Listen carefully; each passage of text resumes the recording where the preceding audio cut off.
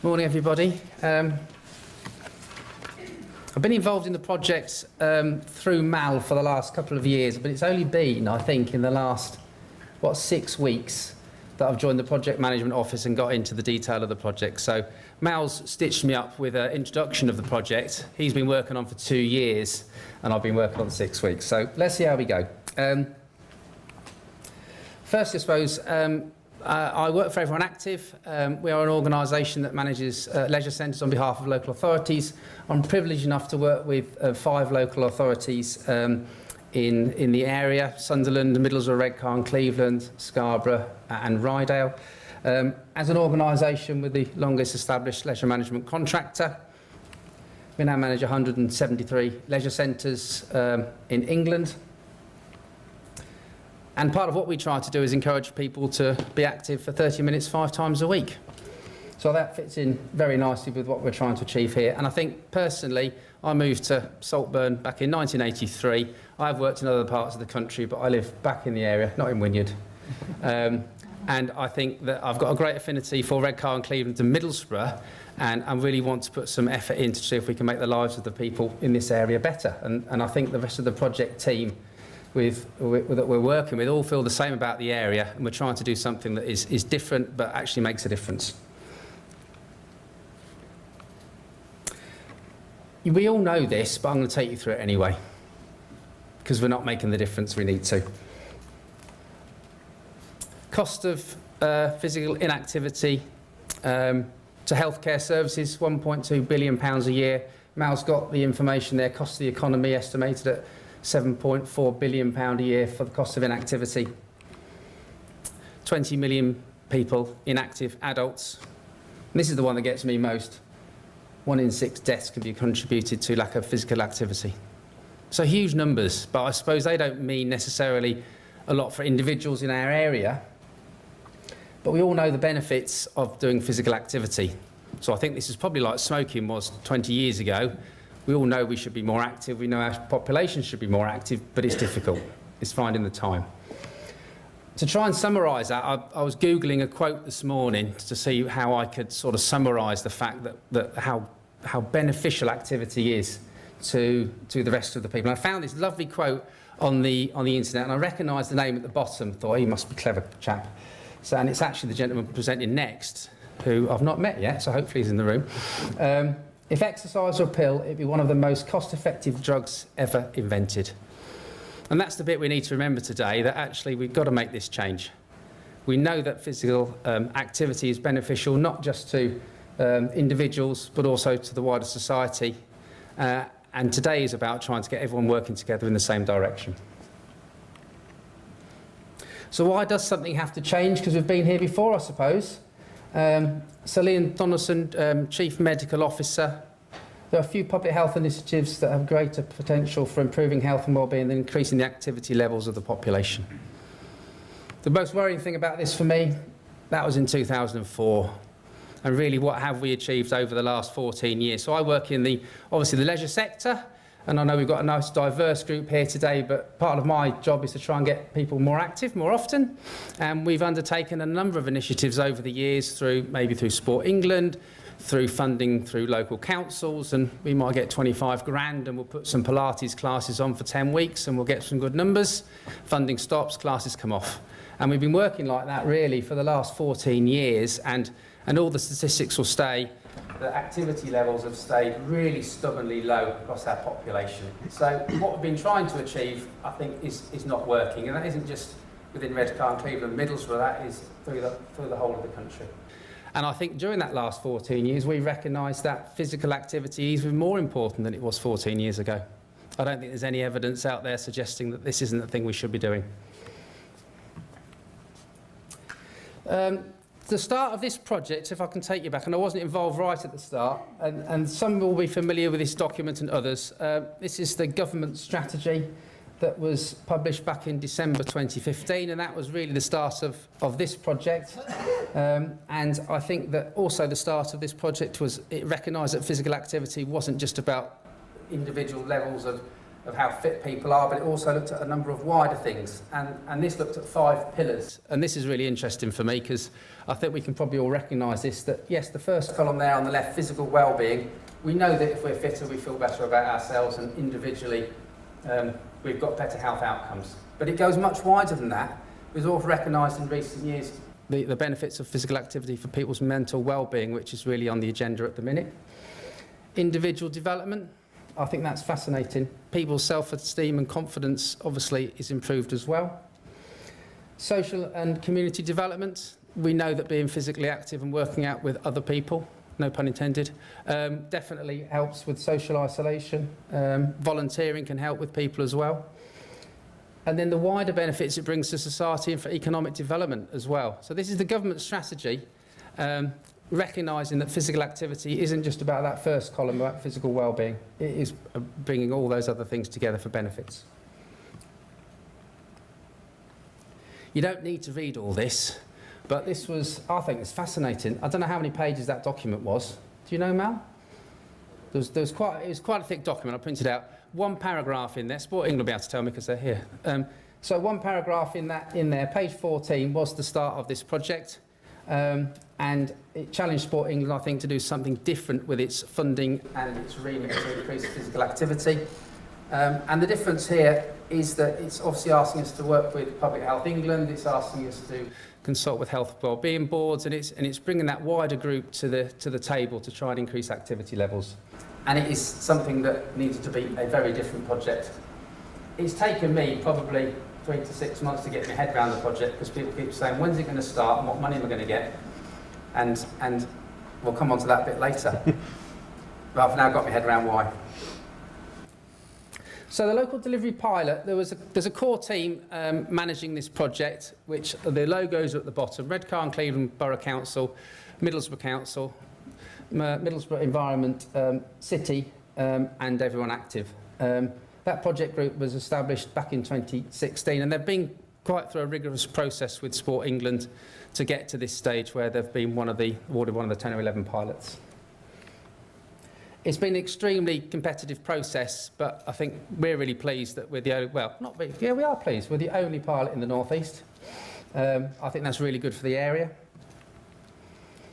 But this has been a phrase that Mal uses every day, co-production. I suppose there's a wider partnership group of which many people are here today, so this project won't be successful with just those 4 organisations I talked about working together. We'll be back to the same situation whereby we'll deliver something that then stops. So this really is about engaging with everybody in the room here today to see what part they can play, whether that's a part that's funded or it's a part that's not funded. And I suppose the challenge for us is to keep you all interested and keep you on board with the journey that we're going to go on. Because again, we're not quite sure what any individuals are going to do when at this point. So to try and keep you engaged in that and also help you design what we're trying to achieve as well is important to us. I think the other bit that we're really proud of is that it does shine a spotlight on Redcar and Cleveland and Middlesbrough. We've got a TV programme as well on Redcar, haven't we? Which is fantastic. At or Grange Town, depending on your view. So I shouldn't have said that, should I? Okay, so the bit that Mal wanted me to talk through was this. Been stitched up, haven't I? So I won't go through every individual bit, but I'll talk you through the framework that we've come together with. So the vision, more people, more active, more often. Okay, that's all right, isn't it? But I think we've probably had that before. So the underpinning bits really are coming down that triangle. So for those who don't understand the full bit of what we're trying to achieve, we're really split into 2 areas here. So the red bit, achieving and sustaining population level change in physical activity within our wards. So we've identified 4 wards in Redcar and Cleveland and Middlesbrough where we want to work across population change there of increasing activity levels. You probably won't be surprised by the wards: South Bank, Grange Town, Thorntree, Brambles as a ward, and North Ormsby. So some of our most challenging wards to work with. And then the other side I think is fascinating. This is the bit that I'm also excited about: achieving and sustaining population level change in physical activity wards within our defined communities of interest. And again, so we're looking at some, I think, seems quite different activities here. So we're looking at rehabilitation. So we're looking at whether we can get people fitter before their operation. They should have a better outcome during their operation, spent less time in hospital and recovering afterwards. I think that's fascinating. There is a pilot project already at the Live Well Centre that some some may well know. We're also looking at that area, working with health professionals to see if we can get a better understanding of their remit for encouraging physical activity. We've got some GP exercise referral schemes going, but really understanding those areas. Diabetes, huge issue. We know that exercise can assist with that and working on that area. And then working with a commercial weight loss provider. We're allowed to say who it is? Yeah. Slimming World. So working with Slimming World, do very well at achieving their goals regarding weight loss, but adding physical activity to those areas. So we've got two distinct arms, really, of the project. The bit I think also is different to this project is the specific outcomes at the bottom. So we're measuring some things I think that are quite different. So one of them we're measuring is improved quality of life for individuals. So we're not just measuring numbers here about how many attended sessions. We're trying to see actually how that affects individuals. We're looking at improved outcomes from surgery, increased social capital within focus wards. So we're looking at the wider issues for society and individuals as well combined. That's a challenge to measure. So we are working with a number of universities, or we will be, to understand how those measures are. So from a sporting background, as I come from, we'd normally submit a spreadsheet to the council with some numbers on, and we go, they look good. That would be it. So we need some actual academic analysis of what's going on here, of which I'm really excited about. I think the thing with that, moving back up the channel and the bits in green, is that we're hoping that if we can get whole system change across Redcar and Cleveland and Middlesbrough, we start to influence those bits in green as well, which makes it a better place to live, a more vibrant place to live. All those things can be measured during the project. They're not measured necessarily by us, but they're measured. You know, increasing house prices, etc., or employment. Fascinating if we can achieve all those things as well. That's a huge remit. Hence why I've said that those four organisations can't do it, because it's about it's about population change.